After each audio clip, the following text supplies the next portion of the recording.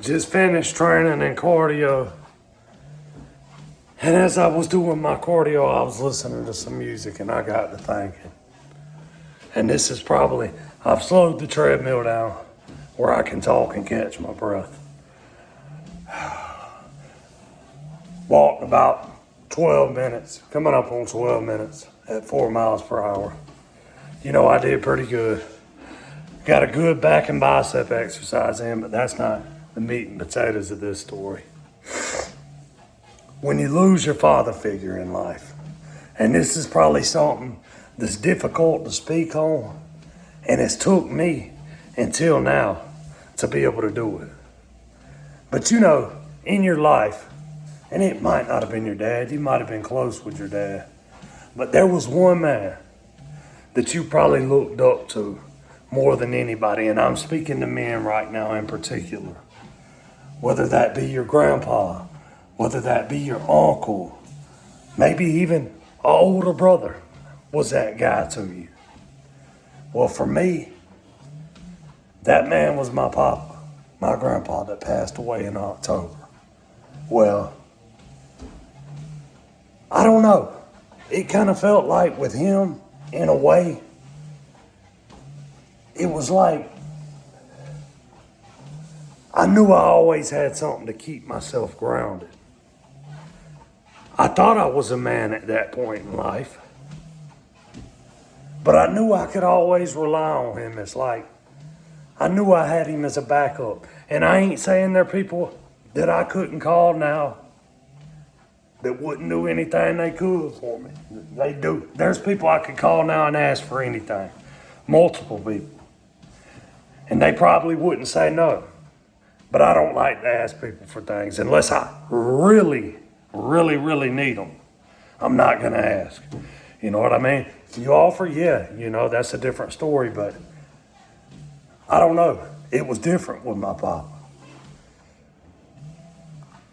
And later on in life, I got to the point where I didn't really ask him for much. But I knew when I was young that I could go to him and he'd help me out. And he did, many a times. I'd have been to prison probably 5 times over if it wasn't for that man. I got in so much trouble. And it was like, you know, he was the foundation for me.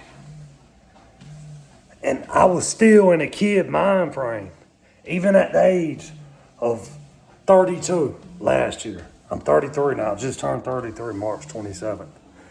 Even at last year, I was still a kid to a certain extent because I knew I had him. When he passed away, my mindset flipped. I went from being a boy to a man.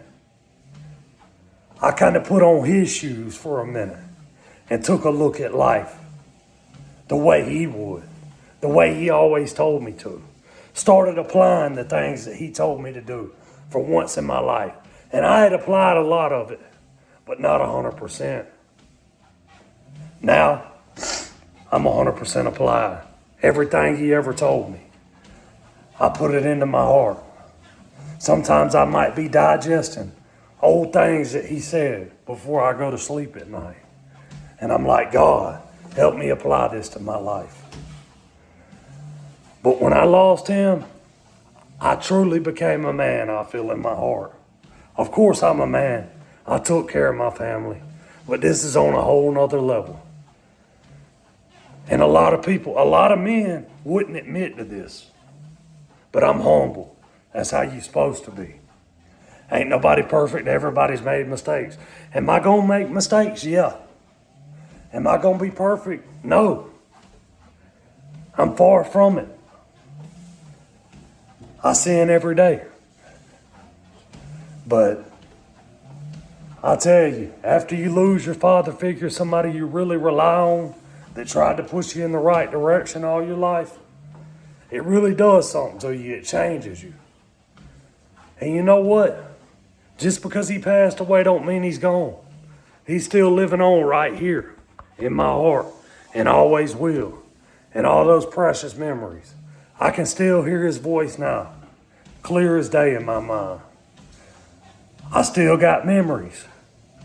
My mama was scared to let me drive when I was 15. I had a learner's license. I wanted to go to my Papa and Mimi's every weekend. And I know I spoke about this when he passed, but I never told this one. We was in this red 2005 Silverado. He had just picked me up in Montrose. You know, they was gonna let me drive if I want to drive. All right, son, get up here. You know, he's over there teaching me the rules of the road. Well, we're in between Montrose and Dudley. And I want to adjust the steering wheel, and I don't say nothing. I just hit the button, and the steering wheel flies up, and I'm like, oh, what do I do? He grabbed the wheel for me. He could grab the wheel for me while he was here. He can't do it. I got to be a man and take hold of that wheel myself. I can't make those little foolish mistakes anymore. But yeah, that was just a little funny story, and that just hit me right then. You know what I mean? He always told me, he said, son, don't pick people below your level. Pick people above your level and come up to their level, then reach higher. I never applied it until now. Of course, there's some people that probably ain't quite where I am, that I'm friends with, that, you know, which it ain't about money. It's about what's in here. It's about what you're doing for your family. It's about the type of man you are in your heart. And I get a good reading on folks most of the time. I'll say 95% of the time. I know a lot of good men. I could name all 5 right now. You know, but I'm going to let this one be. I just wanted to tell that little story there about my papa, and I got an extra 5 minutes in at 1.1 miles per hour at a 2-inch incline. Hey, y'all have a good night. I'm going to go wash up and eat dinner. All I had today was a protein shake. So, yeah. Still at 240, but it's like my body's recomping. Feels like I'm gaining some of the muscle back that I lost. I can see it, which I'm cutting too, so that'll throw you off as well. Eventually you get to a point in your weight loss journey where you're like, dang, man, you just kind of stall out, but look, you got to keep going. You can't go back and add those calories in, none of that.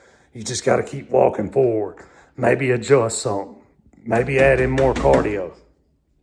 But the caloric deficit I'm at right now, I've been at the whole time. I ain't even added it up, but it's working.